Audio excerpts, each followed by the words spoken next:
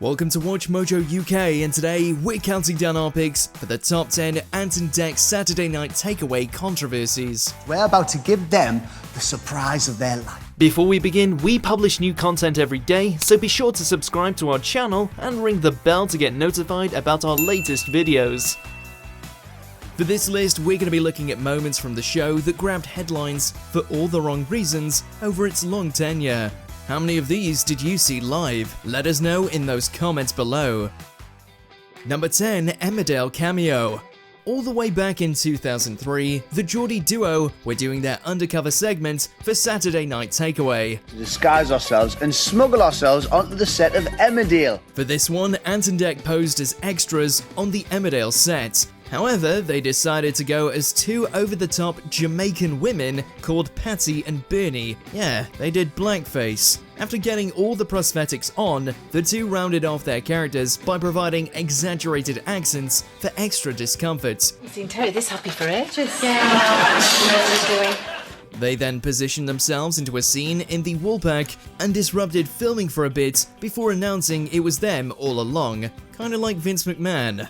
And thank you all of you for being on our TV show, Ant and Dec Saturday Night Takeaway. This segment definitely didn't age well. We would love to say this was the only time Ant and Dec chose poorly with their disguises, but... Number 9, awkward characters.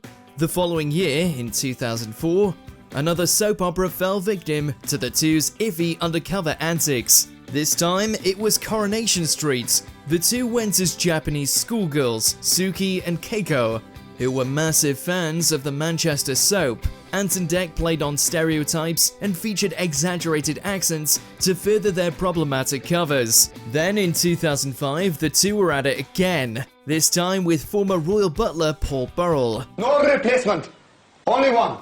Ant dressed up as an Arabian prince, while Dec was the prince's servant, Salim. Years later in 2020, Ant and Dec apologized via social media for their insensitive portrayals in these sketches. Number 8, Anne-Marie's Race Row. Usually with singers performing during the end of show, Ant and Dec like to get involved. This time it was Anne-Marie's turn in 2020, so Ant and Dec decided to dress up in martial arts gear and have Kuroko performers dressed in black to help them complete exaggerated movements. However, the biggest issue came from the pair's costumes. On their headbands was the rising sun flag. This is a symbol connected to the Imperial Japanese military and featured heavily during World War II. Afterwards, with the fan backlash, Anne-Marie publicly stated her apologies. She continued by saying she had no say in the costumes used by Ant and Dec, and the proper research into the design wasn't conducted. Yikes. Number 7, Ant Arrest. In 2018, Ant McPartlin made headlines for the wrong reasons when he was charged with drunk driving after a multi-car collision in London. Due to this, Ant took time off from his presenting duties. This meant that the following Saturday Night Takeaway after the incident, Dec had to host by himself. During the show, Dec received a warm welcome from the audience. While he didn't go into too much detail about why Ant was missing, Dec did joke that he had twice as much work to do. Ant's hiatus also meant that Holly Willoughby stood in for him for the following series of I'm a Celebrity, Get Me Out of Here. It wouldn't be until 2019 when the Newcastle double act reunited on screen for Britain's Got Talent. I let myself down, I let a lot of people down. For that I'm truly sorry. Number 6, Ramsay Teeth. We do have to apologise for your language halfway through that. What did I say? Gordon Ramsay is known for his brash put-downs. Honestly, just watch any episode of Kitchen Nightmares for proof of that. But sometimes it's not the time or place. And that was the case for his appearance on SNT in 2021. Ramsay took part in the Read Your Lips segment, where a celebrity has to guess what someone in the audience is saying with only their mouth movements. Nachos. What a gross way to say that.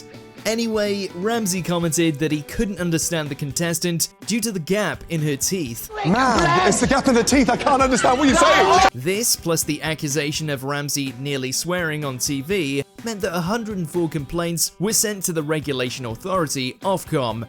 Number 5, Drag Makeover.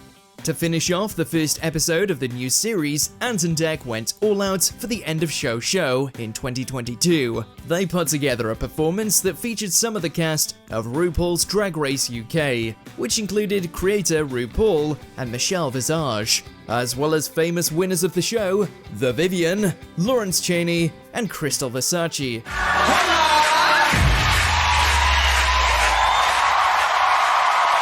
They put together a song and dance performance with Ant and Dec letting out their inner queens. They underwent their own drag transformation with the Angels of the North, Lady Antoinette, and Miss Donna Lee. However, some people don't like fun, as 59 people complained to Ofcom about the performance.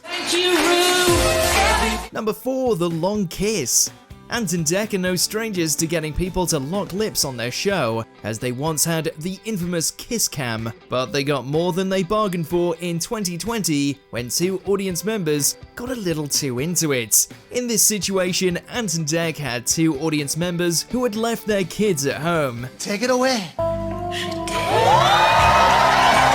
The kids, watching on screen, had to deal with seeing their parents playing tonsil tennis so they could win a trip to Orlando. But the kids might have hoped to win therapy after witnessing that intense session by their parents. It's a family show, Dec, back to you. In the end, 36 complaints were issued to Ofcom, with others showcasing their objections on social media. Number 3, Raunchy Routine. The week before Ant and Dec forced 2 parents to canoodle in front of their kids, Saturday Night Takeaway had the Pussycat Dolls on the show for a performance in the end of show. Known for their raunchy, racy routines, the dolls went all in on the family-friendly program. Ant and Dec had fun by joking about needing to censor it with signs and technology, whilst also losing their clothes in the process of covering the band. Despite their attempts, the viewing audience still complained to Ofcom once again, this time with a reported 68 people annoyed. Still, it was less than the 419 Ofcom complaints when the Pussycat Dolls performed on the X Factor Celebrity in 2019. Number 2, Phone Voting Scandal. Now we have an incident that happened off-screen. In 2007, Saturday Night Takeaway was investigated by auditors Deloitte. They found that this show, an Ant and Dec's game show marathon, had frauded viewers that phoned in for their competitions. For SNT, their list of faults included finalists being selected before the close time, selecting finalists based on their location or suitability to be on TV, choosing a finalist who was already known to the production team that later won the competition, and other iffy practices. Ant and Dec issued public apologies and stated they would donate all profits from the following series to charity. It was reported that all of this, and repaying call-in viewers, would cost the production company £18 million. Number 1, the British Comedy Awards. Which means the winner is Kel Supri, Ant and Dec. The reason Deloitte investigated Saturday Night Takeaway all stems from the British Comedy Awards in 2005. The ceremony had a prize called the People's Award, which was voted for by the public. In the end, the People's Award was handed to Ant and Dec's Saturday Night Takeaway. However, after an investigation by the law firm Olswang, they shouldn't have won the award. Instead, the Catherine Tate Show collected more votes. There's a rumour that Robbie Williams, who was presenting the prize, really wanted to hand it to Ant and Dec. When all this came out in 2008, Ant and Dec returned the award. Catherine Tate, who rightfully received the trophy, later joked about the event on The Graham Norton Show. No, they sent it to you! They sent it to me! Do you agree with our picks? Check out this other recent clip from WatchMojo UK and be sure to subscribe and ring the bell to be notified about our latest videos.